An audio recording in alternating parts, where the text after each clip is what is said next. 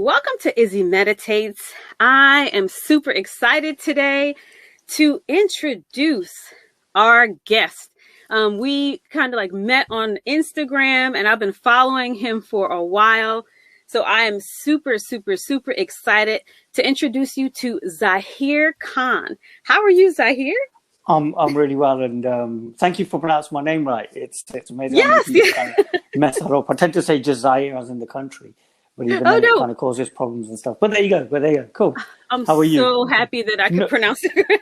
No, perfect. I mean, the interview's going to go so well now. I can just see it. It's a good omen. Awesome. I am so happy to have you on today. We talked via phone, and tell everyone where you are tuning in from.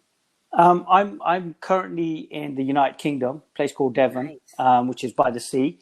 I kind of pretty much move around the country doing talks and talking about enlightenment and self-realization. So my work kind of moves around, but I'm based in the United Kingdom. So I'm on the other side of the pond. We're like your nice. Cousins, you know. I mean, we're that country you have a special relationship with, or something like that. So that's where I am. Yeah. It's awesome because even though you're so far, we feel so close because social media has connected everyone. So I see you on a daily basis, even though you live far away. Yeah. It's kind of crazy because I'm old enough to remember when this whole thing kind of started up. Yeah. And now on a daily basis, having conversations with people in different time zones is just another thing now. Do you know what I mean? It's not anything exciting. I remember when at the beginning it was so. I mean, when I first started, I was just discovered in Australia, interviewed in America, and ended up speaking in Europe. And I've no idea how that happened. But yeah, it's connected us. And like you said, we see each other every day now on social media. So it's like, we're getting to see each other's lives and stuff, which is cool. It connects us, which is a good thing, really.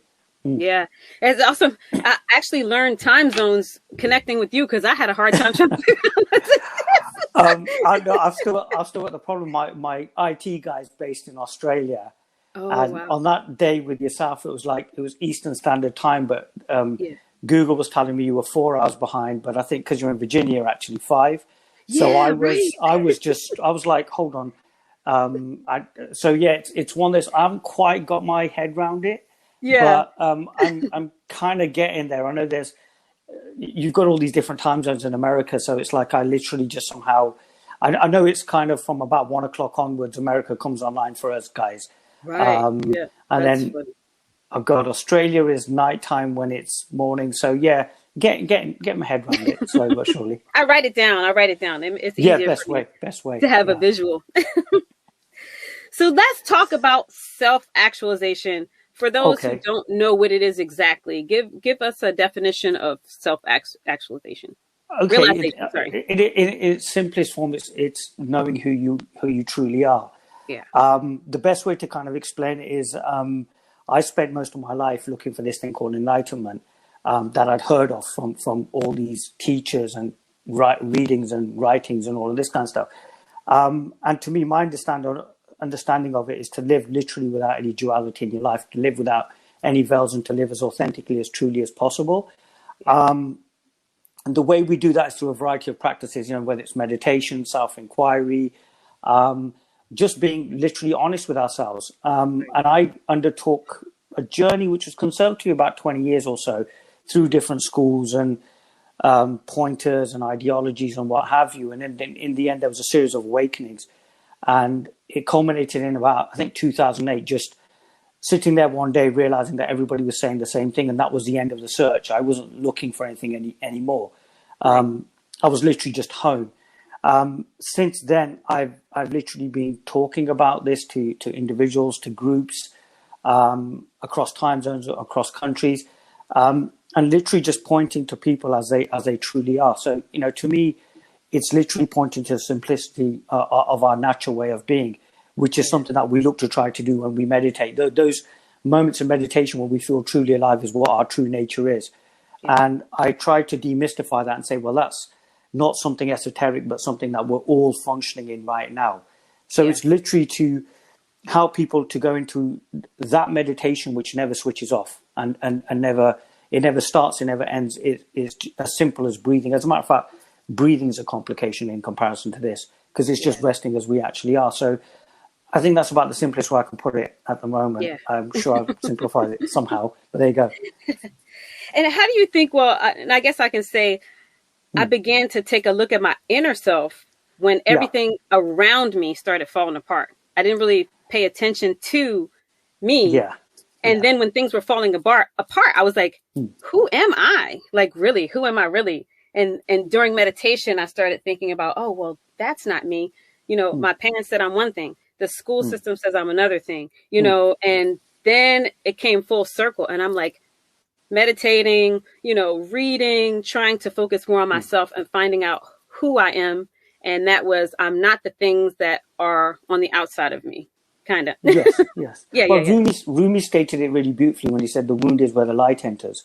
And the wound can be when our lives start falling apart, when our relationships go a bit awry, or I don't know, like everybody around us starts acting pretty crazy, we lose our job, or it could be any number of issues. And that, as you so rightly said, you start questioning as to what is the purpose of your existence and who are you. With myself, it was literally a relationship breakup.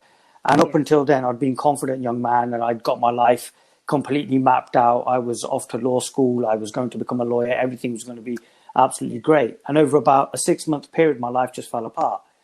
And to me, I felt that I was broken, something was wrong, and I wanted to fix it. So I went down the self-help route first of there's obviously something wrong with me. If I can fix it, I can go back to this wholeness or go back to my life. It then fell into self-inquiry whereby it was literally like, look, who am I? You know, if I'm not this person and I'm not this role and I'm not what people say I am, then who could I possibly be?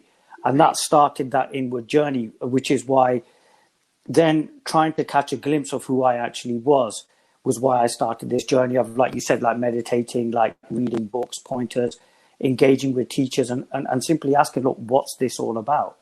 And it was a beautiful time. It was an absolutely beautiful time because there was this real spirit of like going inwards, and it wasn't nice at times. It was really horrible because let's be honest, we don't like calling ourselves out because we have our little Pandora's boxes and our little parts of our personality that we've kind of shuttered away.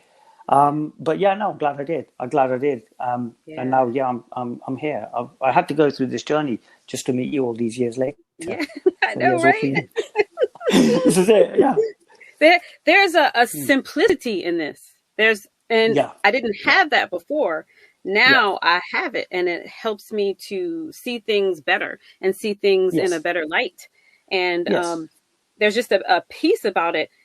Now, how can one go finding this space? Is there any specific way to find this space, or does it just happen? Oh God. I know, right? Both. Absolutely.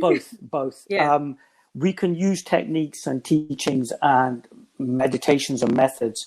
The rub is whether we can let them go at that point where we need to let them go, because what can happen, and I see this a lot in my talks, is people come along and they've been engaged in meditative practices, or they're following a certain path like Sufism or Advaita or Buddhism or mindfulness, and eventually what they know holds them back from realizing what they truly are, because it's kind of almost like having a safety blanket, like a security blanket, sorry. And that's where I suppose teachers come in, because they help you let go of that point. Right. The thing I've found is over the years, as I've continued doing this, is it's just got simpler and simpler and simpler and simpler. And like you said, it's so simple. I sometimes wonder why I'm even talking about it. So recently, what I find is in my work, there's a lot more silence coming into play, because really there are no adequate words. But if we trust what we are, the words tend to come out. So it is all dependent on the person. For some people, a structured path is the way forward based on, how their personality is, how they are. And for some people, it can be as simple as just they're walking down the street and this reality just hits them, and they just stop looking, and they're just living then in this simplicity. And it is literally just about constantly stripping away the unnecessary, and whatever's revealed is again then simplified as well. So there's this constant simplification going on. It's that gift that keeps on giving. Right. So Right. that's what's so good about it. Is it two words you said? Letting go. We Yeah. tend to want to connect with everything, like, and we want to Yes. have a tribe. And in doing Yes. that, sometimes in meditation, we have to have a tribe. So you'll see the like different cliques of meditation groups and things like that. And that's not necessary. And that's not really simplicity. Like you really have to truly let go to see who you are. Yeah. Yeah. We can't really hold on to anything. It's this whole way is so paradoxical because it's by letting go, you realize who you are. It's by holding on, you push it away. I've found recently that my work's just getting bigger and bigger and bigger, and I've really got no interest anymore. I'm just floating through life almost. And yet there was a time I was trying to make it happen and nothing was happening. So there is this constant letting go, and we're constantly reminded by life about how little we actually know.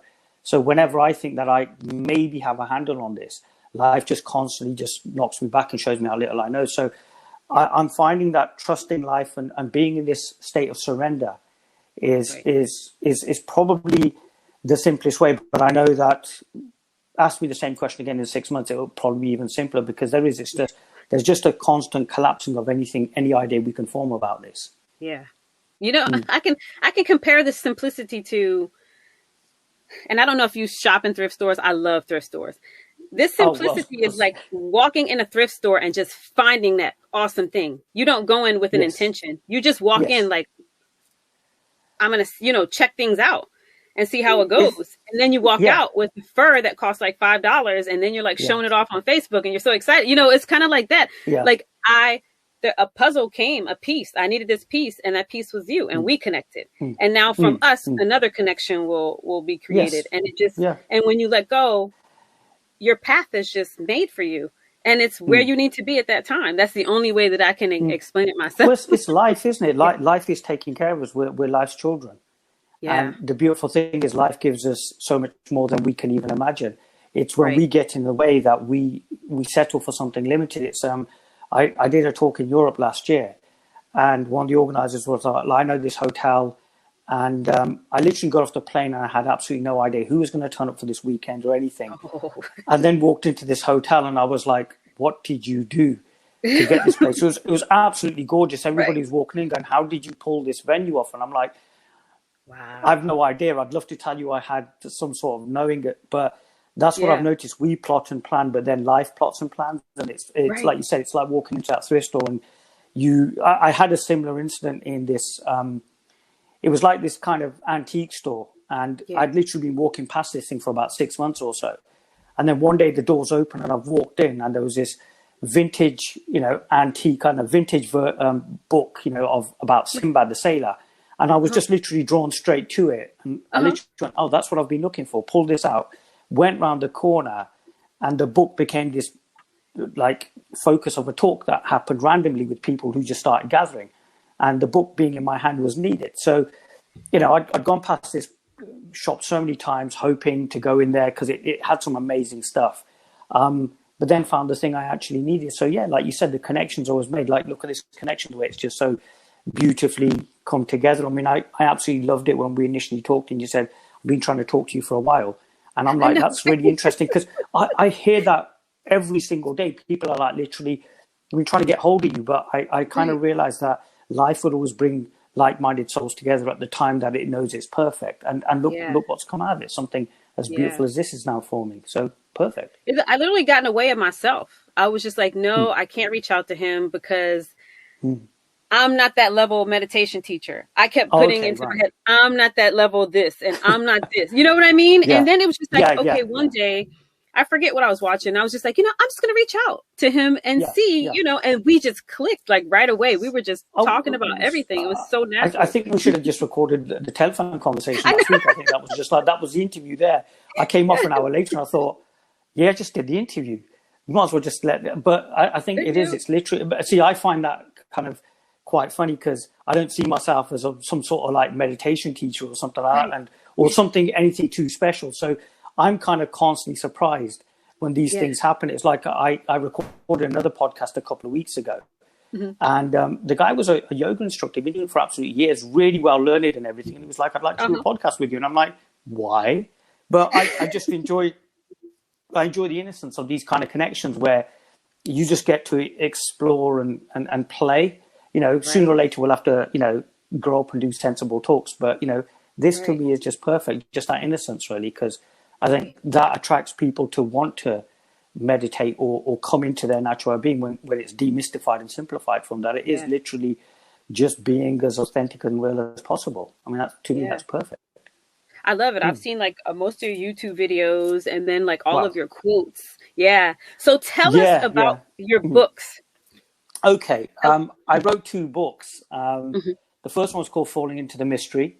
Uh-huh. It's kind of semi-autobiographical, and the second one was called Reflections.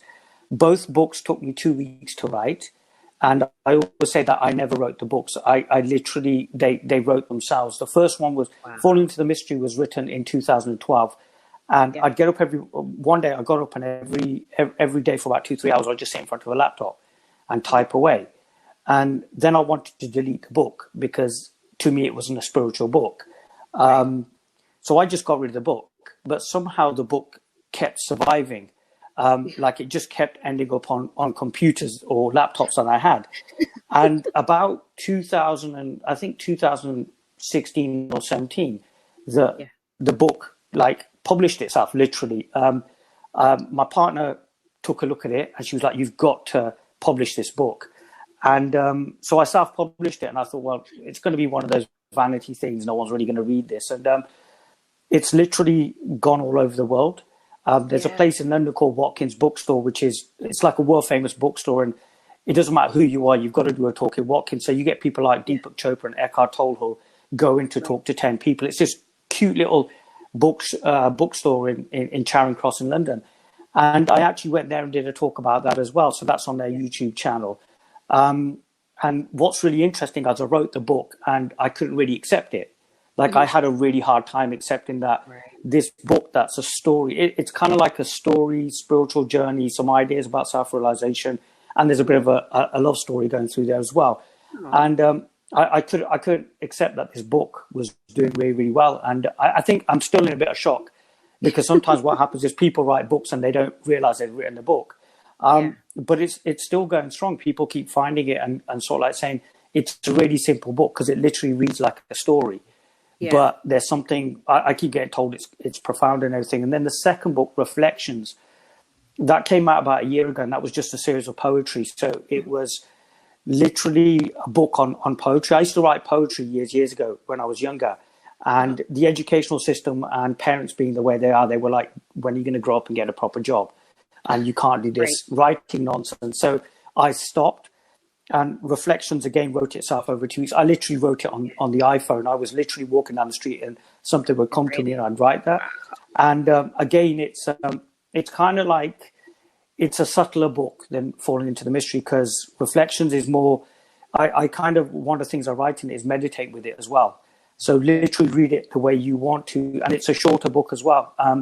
And again, I don't know why these books are writing themselves. I'm just literally just whatever comes out, because I've always had this dream I'm going to write this great spiritual classic and, dissect the intersection of where Sufism and Advaita Vedanta came together and, what was, the true, theories of witnessing. But what I find is, sometimes telling a story and giving someone a little bit of hope is probably a little bit more, probably a lot more powerful. And so, yeah, I seem to have this way of communicating where I use storytelling, poetry, God, I even use music as well and silence. And I think it goes back to the way I was taught, but it's coming out in a simpler way as opposed to let's complicate it. So yeah, they're the two books. People keep telling me I'm going to write a third, but I have no idea. But I'm enjoying it. I've got a newsletter now, and I'm starting to write articles. They're on my website, and I'm enjoying exploring it because the thing you find is you yourself get consumed in meditation. And you start enjoying the exploration of that and the inquiry of that. So, I'm just enjoying the process of what's happening and literally things like these interviews and what have you. So, yeah, it's good. Yeah. It's good. It's fun. Yeah. You'd be surprised, like that one book that you're like, no, I'm not going to do. It touches a life. Like, even if it touches one life or two or three, I've noticed that with meditation and with, some of the like bigger meditation teachers and things like that. That's great. But when we're on a smaller level, we're more connected sometimes with people. I Yes, feel like yes. because you're not overloaded with so much, with everything that's going on. So we have a true. There's If an you mess, intimacy. Yeah. yeah, Sorry, yeah, it there's is. an intimacy and there's an innocence. I mean, I can be talking to one or two people and I'll know that Yeah, that's going to be a different conversation. And right. then I've done bigger talks. And then the problem there is that you've got, a couple of hundred people in a room and you've got to be general. And Right. you're coming out then with all the spiritual cliches and the spiritual, Right. just the spiritual, I don't know, spiritual cliches, I suppose. But Yeah. I think when you're on your way up, you're refining as well, which is beautiful. And that refining always constantly happens as you get bigger and bigger. And then on top of that, you're also finding your tribe, which is a beautiful thing as well. So Right. I find that there's a group of people who resonate with the way I speak. Like I don't write huge lectures. It's these short quotes and Right. YouTube Right. videos. And it seems to work for me. And I think that's important for anybody who's doing this, like, meditation teachers, is just literally be yourself, bring your personality into it, because Right. there is this whole idea of we've got to be a certain way. You're a Right. meditation teacher, which basically means you've got to be all sage-like constantly and never have Right. a bad day, which is, okay, good luck with that one.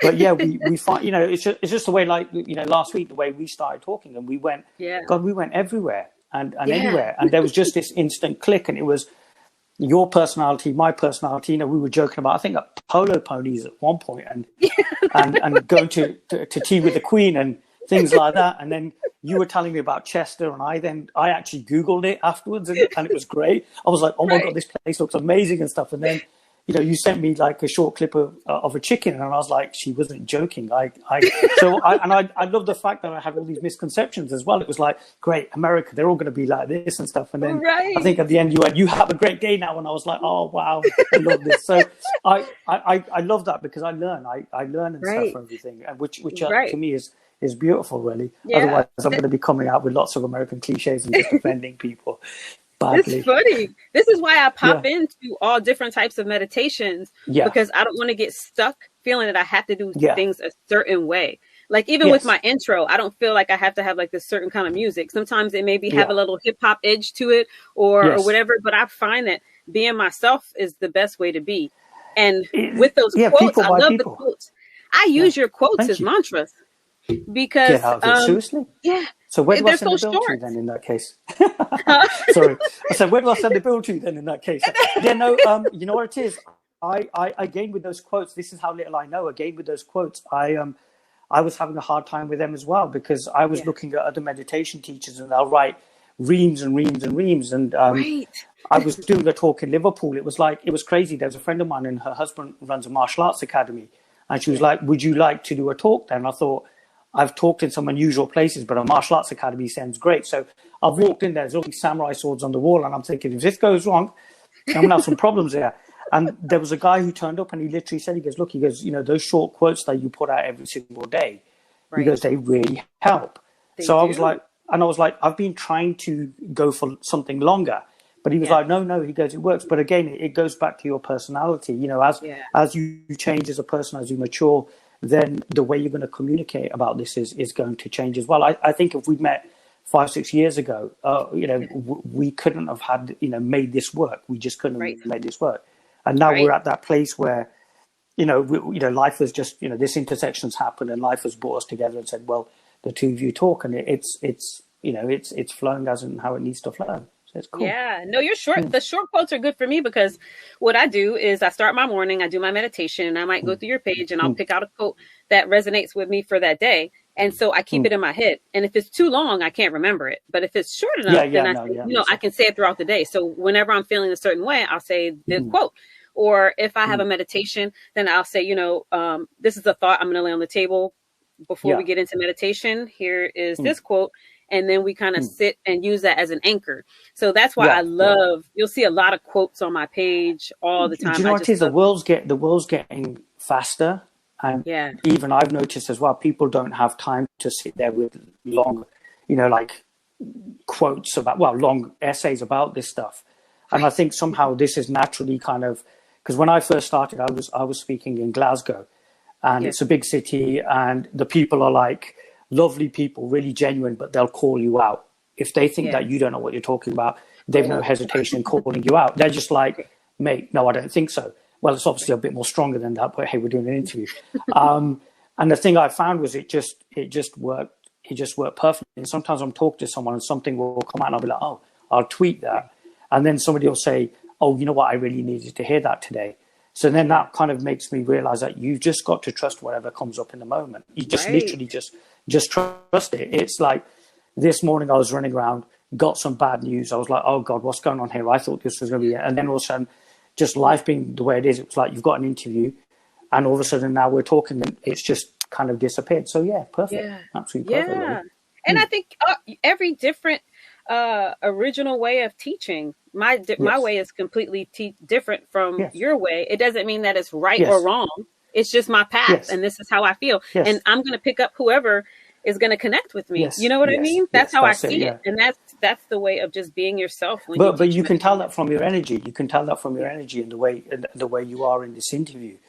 That it's a very beautiful light energy, and it's like you're obviously really enjoying yourself, and it's like the way you're going forward. And there is, like you said, there will be a demographic that will really resonate with that. The thing I found pretty much early on is that not everybody's going to love you. Some people are going to be complete. You can trigger people. And if they're smart, they'll sit with you and ask, Isabel, why are you triggering me? And they'll use that as an inquiry. But at the same time, I wanted so much to sound like a spiritual teacher when I first started. My first talk was a disaster because I remember wanting to sound, very kind of expansive. And also I started talking about current affairs. I had one talk where, God, there was a girl and she ended up asking me one of the most profound questions I've ever been asked at a talk. And it literally mutated into the Kim Kardashian story. And, I remember saying that at Watkins, I'm like, hold on, I'm in this world famous bookshop and I'm talking about Kim Kardashian. But it seemed to work. And I think we need to just trust that. We just need to trust whichever way it goes. Yeah, whichever way it goes. So yeah, simple as that. Sometimes it is about that. Yeah. I at first when I started, I was like, I was kind of on the same path as you. I felt like I had to plan it. Everything had to be boom, this, and this, back to back. And I felt so rigid and I felt everything was tight. And now I'm just like, okay, we even said it. You were like, hey, we're going to go into conversation. We're just going to go with it, see where it goes. A few key points, right? And it works better that way because then we just naturally flow and whatever is supposed to be presented is presented and it reaches who it needs to reach and we're good. Yeah. do you know what it is? This is important. It's a conversation. And the thing is, we live in such a connected world now that this is becoming quite radical, that people aren't talking to each other. It's like, you've got Joe Rogan in the States, got his podcasts. And it's wildly successful, and all he ever does is he sits down and talks to people. And I think the thing is, we've kind of in a sense got to go back to that, just like talking to people again. At the moment, it's like I remember hearing this story, and it was crazy when I heard it. There was a woman in the UK, and her baby was drowning, and she was tweeting people on Twitter. Now on her phone. Now the simple thing was to pick up the phone and dial emergency services. So I think actual interaction like this is needed. What's cool is as a tool, this is brilliant for connecting like-minded people. But again, to have these conversations and to keep it, it's just like this conversation. It's simple, it's basic, and that's perfect. We haven't gone down the route of let's discuss the Bhagavad Gita, but the chances are there's probably no need for that, really. Do you know what I mean? Right. There's this book I'm reading. I've been reading it for about 3 years now because I got kids and I could probably read a sentence a day. Literally, it's so old. But I'm going to mail it to you when I'm done. It's called The Book of the Why. It's called The Book of the Why. And it is fictional, but kind of non-fictional. And the main character is so funny. He wanted to write this book. And the book was called The Book of the Why. And every time he had a talk, there was a woman that would come see him. And she would present the fact that she had a handicapped child and that she wanted to know what was going on in the world and why her son was like this. And he felt this pressure because he couldn't tell her. He couldn't tell her that meditation would fix it. He couldn't tell her that his spiritual belief would fix it or anything. And so it's so funny. At the end, he kept saying, I'm not going to write this book. I don't know what I'm going to say to her. I'm going to meet her again. I saw that she bought a ticket to actually come see me speak. And in the book, she had asked him to put something specifically to help her with the struggles of having a handicapped son.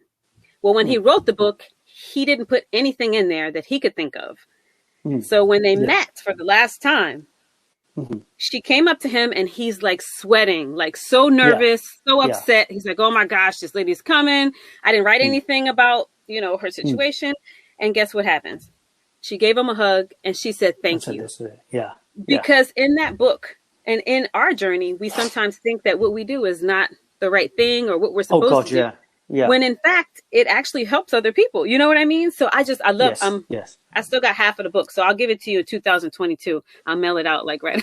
Sounds perfect. You know, I mean, it's funny because I'm going to be in the States around that time, so we'll meet up in Oh, coffee for a good. coffee, I'll just hand it to you then. Starbucks or something. You bring your book, I'll bring mine. You know what I mean? I Because I know. think, yeah, like you can give me back in 2030 then by the time you finish with that one as well. But hey, yeah, no, that makes perfect sense because I get that kind of reaction to falling into the mystery. And Yeah. it's weird because I didn't write it with anybody. I actually thought it was something cathartic that I was doing. Yeah. And people find something kind of in there for everybody. And it's Yeah. weird because it was, and I think we have to trust that. You know, I've said some outrageous things in my talks, and it's like all of a sudden it just comes out, and you're like, oh my God, you know what I mean? I've just ruined it. And they're like, yeah, I needed to hear that. I mean, the best one I Yeah. heard, and it came into my head earlier on today, was there was an Indian teacher called UG Krishnamurti, and he was like called the Raging Sage. I mean, the guy was like crazy. I mean, he literally jumped on people left, right, and center, and he did an interview. And at the end of one interview, he just went, "Mothers are monsters," and just left it there. And everybody was like scandalized. And then when he met this very famous Indian film director who was with the Indian teacher Osho, and as he was leaving, he just went, "Meditation is war." Yeah. And it completely changed. So you don't know what's going to be. You know, I've said some really crazy far out stuff, and I've done some crazy far out stuff. Yeah. But then in hindsight, we find no, that worked because the person will just say to you, "Look, I actually needed to really hear that, and that's what I was here for." But and I think that again comes down to trusting, and I think again that's where meditation can pull us in, so we can see more of ourselves and we can trust ourselves more because we're being conditioned to not trust ourselves. It's like we're looking for our authority and our power outside ourselves, and that's where we get into trouble because we're looking for everybody else to give us a solution, and the reality is the solution's within us. And that again is such a beautiful collapse that constantly keeps happening, that that solution keeps simplifying. It is literally you run out of words, and I think that's where when we run out of words we fall into that natural meditation. But then in that silence there's really no one there, because the idea of us disappears, but that's the idea. What remains is who we actually are. Like I always kind of tend to use the drop of water in the ocean.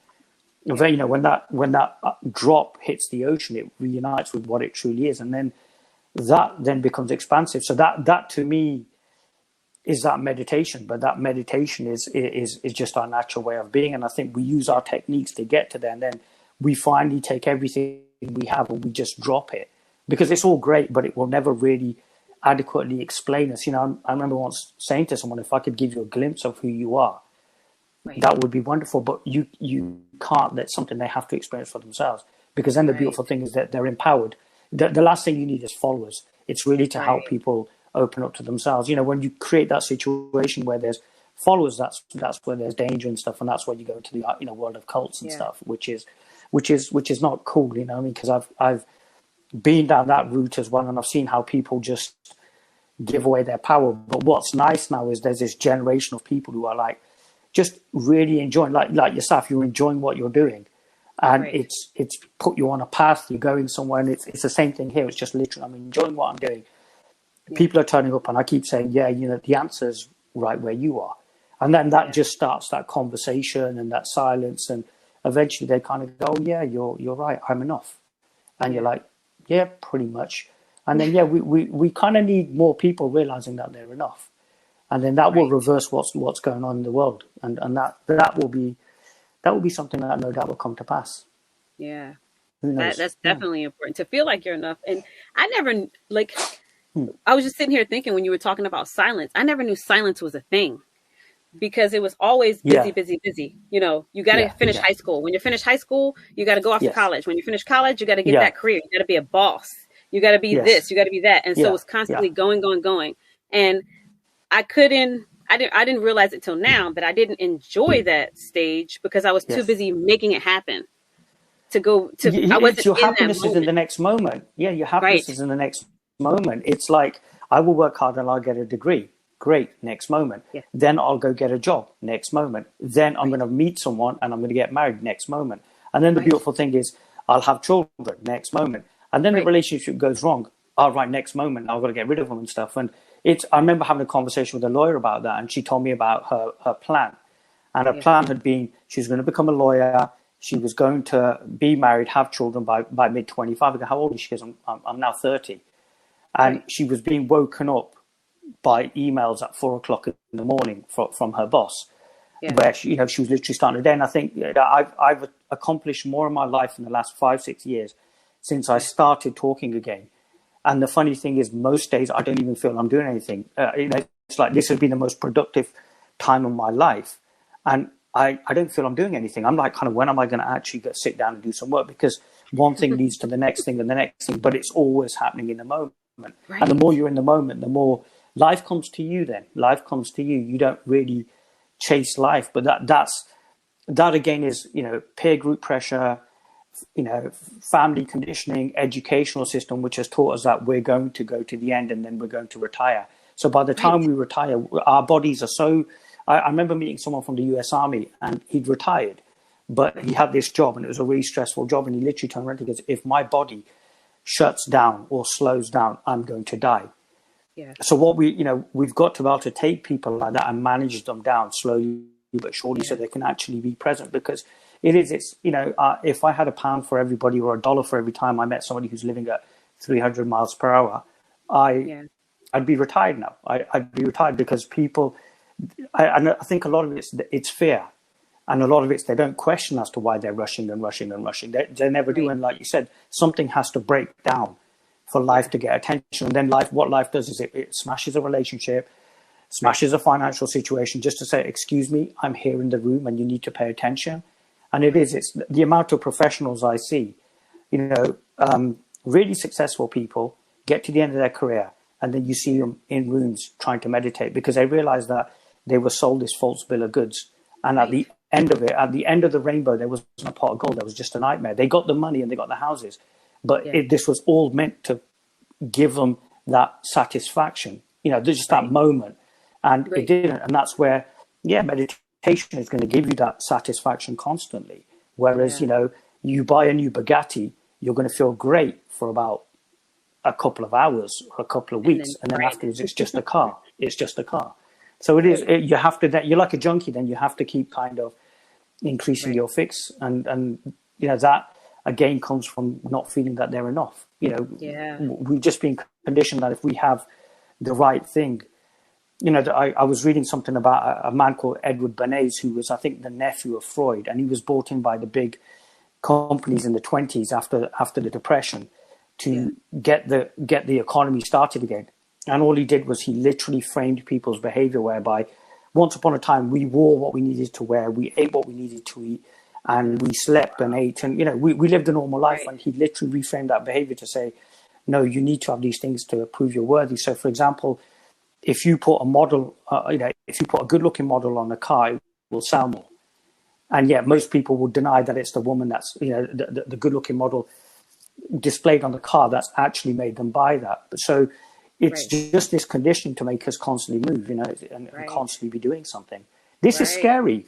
This is very strange behavior. We're sitting here talking. I mean, how dare we? You need to be running around, and I need to be running around as well. Do you know what I mean? This is just, we're both going to have to grow up soon and get a job, or become normal people. But that's abnormality. I remember, working with this guy, and he was so excited about retirement, and he had showed me how much money he had saved up, and I became excited for him. You know what I mean? I'm like, cool. So anyway, I went on to a new job, came back. And I'm like, hey, where's so-and-so? And they're like, well, he passed away a week before he was to retire. And I'm thinking to myself, and then I remember Wayne Dyer saying you have the morning, the afternoon, and the evening of your life. And when you're in the afternoon and the evening, you don't feel the same about the morning as you did when you were in the morning. You know what I mean? Yes. I don't feel the same that I did when I was chasing that career. Because when I go, it doesn't matter. That degree that's on the wall, it's going to be there. My kids will forget about it. Everyone else will forget about it.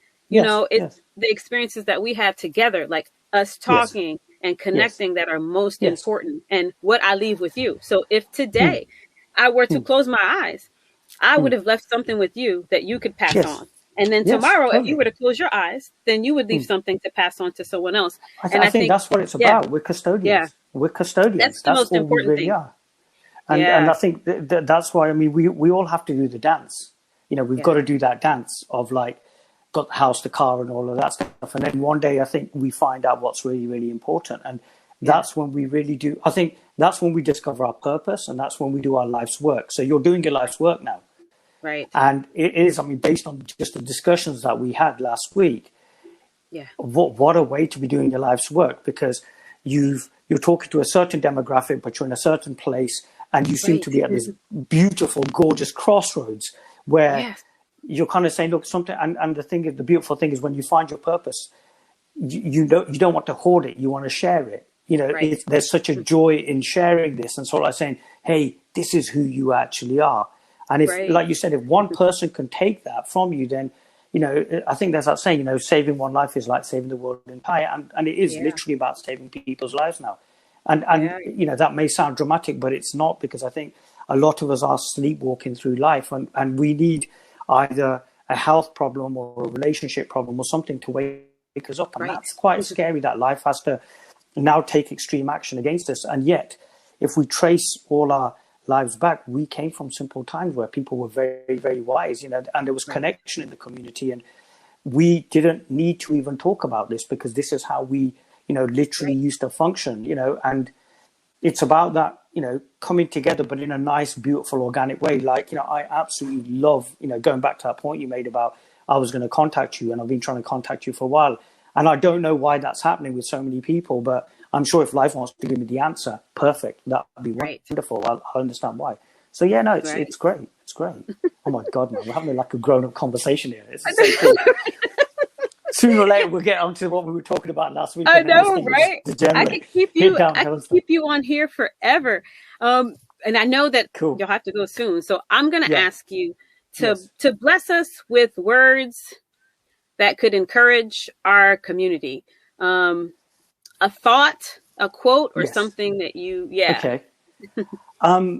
Literally realize you're the answer. You're the answer to what you seek, and I think in this day and age now, it's so much more important for ourselves to go back to our authenticity, because the world is it is bleeding, and it literally, what's now needed is for us to stop and see the damage that we've actually done, and to Yeah. actually live that love story that's called life. I think really that there's no words, but all I can say is this is an invitation. Yeah. This is really just an invitation, and it's whether people will choose to accept that invitation. Because based on, like, when we were talking last week, we were talking about all the different communities in America, and really, I think if anybody's watching this, it's really that please use this as an invitation, and reach out, Right. and either of us, yourself or myself, will talk to you, Right. and we will help you discover the answers in yourself by literally pointing back to you, as opposed to doing what everybody else has done in your life and said, I will give you the solution if you follow me. Right. This is something a bit more radical. We'll say follow yourself and help you follow yourself, so Right. that you're empowered. And I think that's what's needed now in the community, for people to become empowered. I think what's happening is there is this psychological battle going on of people trying to understand that they are enough. And once they realize they're enough, there's this opening, and they can live as they actually are. And that's powerful. And that basically means that being that person is able to live as truly and bravely, as honestly and authentically as possible. This is what I found, that honesty has no end, authenticity has no end, and living courageously has no end, and it deepens, and it's simplifying. And, if I could give a gift to someone, this is the gift I would give, because, what you are is so incredible. And I don't mean that as some sort of positive self-help lecture, because there's something I say in my talk: if every saint, sage, holy man, book, pointer, meditation came for you, who could you be? Who could you be? This all came for you. And if this all came for you, then why not sit down and ask yourself that question? Well, then who could I be? If all of the universe is for me, then who am I? And that question, who am I, is so beautiful that it will constantly be answering itself. It's answering itself right now as I'm speaking. and it will consistently do that. And it's like, please take that journey, go inwards. There's a very beautiful quote that the Sufis used to go: a man went looking for God and found himself, another went looking for himself and found God. So you will always find your salvation, and you'll find, that it is within you. And it's my sincerest wish that that's what you find, because it's not, there are more of us finding who we actually are, and it's not creating a spiritual hierarchy like we see in religions. It's something organic, and it's something that's just moving in such a beautiful way. And people are, like you said, ourselves, I mean, it's so beautiful how quickly we linked up. And you're right, I could stay on this podcast forever, because I feel I have such a beautiful connection with yourself, and we could no doubt talk till we're blue in the face and some more as well. And I think that's probably the most important thing you should take away, that two random people from two different parts of the world are sitting here talking, and there's such an energy and there's such a love here that it's like neither of us want to let it go. And that love is who we actually really are. It's my sincerest wish that people experience that. And I think that's why this work carries on the way it does. It doesn't see time or space or anything. And that's why everybody's coming together. So I think, that's what I would like to say. And hopefully that's adequate. But please start that spirit of inquiry. Thank you. I mean, I'm really grateful to yourself as well for inviting me onto your podcast. It's always beautiful. And, I believe that this work is of service. So if I can be of service in any way, then always, always just call out to me, and I'll always be here.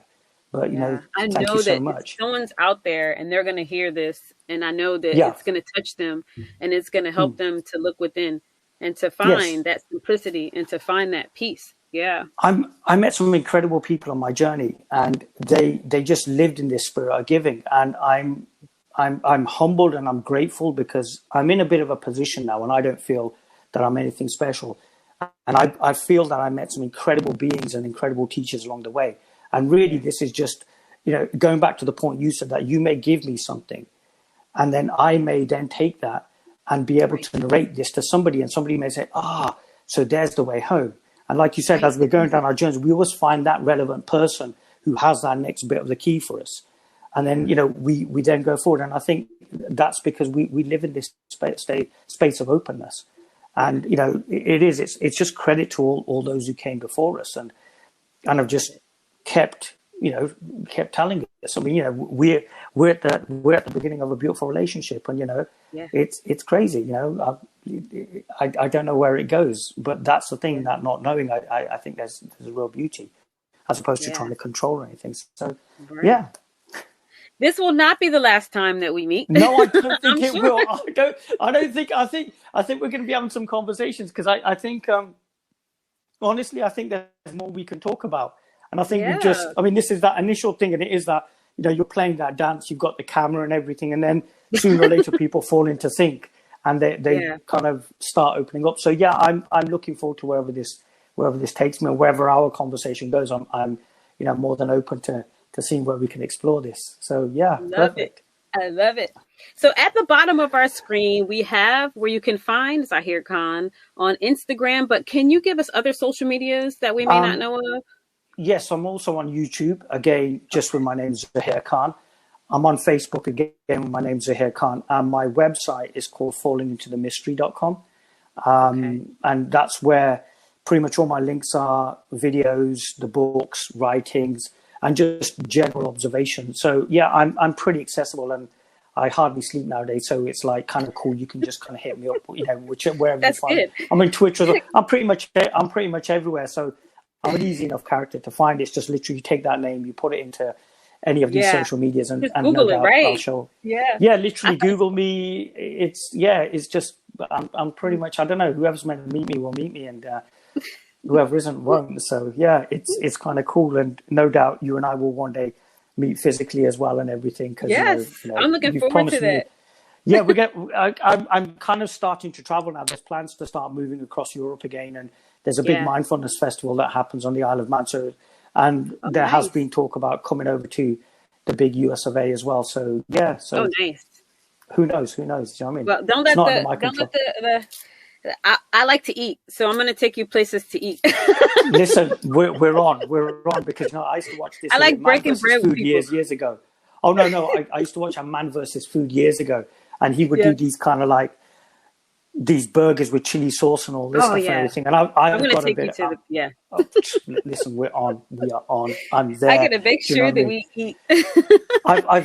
I've found a really hot chili sauce at the moment. It's like this Dr. Ancona's hot pepper sauce, but I'm constantly on the lookout for like, kind of hot sauces and things like that. So yeah, Oh, nice. but it's there's even, I mean, where I'm staying at the moment, there's actually a Yeah. chili farm down here as well, which I've got to go and sample Oh, that later. nice. So yeah, I kind of, the one thing I love is that ever since this happened, I've been trying different types of food from different cultures and stuff. And Yes. America's the country. America is the Yeah, country. we for actually foods, have a isn't it? store in DC that just sells all hot sauce. It's huge. It's right near the Jesus, Capitol, and it's seriously. just an entire store of hot sauce. Just let me know where the nearest airport is, and I will be there. But yeah, no, that sounds perfect. That's almost like a dream come true. Do you know what I mean? So yeah, we're just going to keep meeting and seeing where it takes us. Yes, we will have to meet. Perfect. Before we head out, I have a few things that I have to mention. I want to mention Ruby Moonstone Co. This young lady is awesome at making malas. She made me an awesome mala from a crystal. My aunt had passed away in 1996, and she created this for me. And I always give her a shout out on all my shows because it's absolutely beautiful. So at the end of this video, I will be sure to include where you can contact her. I also like to talk about, it's a book that I created with my daughter. It's called The Mindfulness in Me. And we have a book. It's an interactive guide to meditation with coloring pages for children. And I also have a teacher's guide. So you could introduce it to your class, your meditation class, or if you're in a regular school, private or public. I always shout these out on my show. And Zahir has 2 books, which we will add the pictures and the links at the end of this video. So we are thankful that you are here, Zahir. Thank you so much for having me today. Thank you for our audience. And before we go, I'd like to say, may you be happy. May you be healthy. May you be safe. And may you live life with ease. May there be peace. May there be peace. May there be peace. And I love you guys. Love you, Zahir. Thank you for so much. coming on Take care. today. Mwah. Thanks a lot. Love you. Thank you, Bummy. Take care.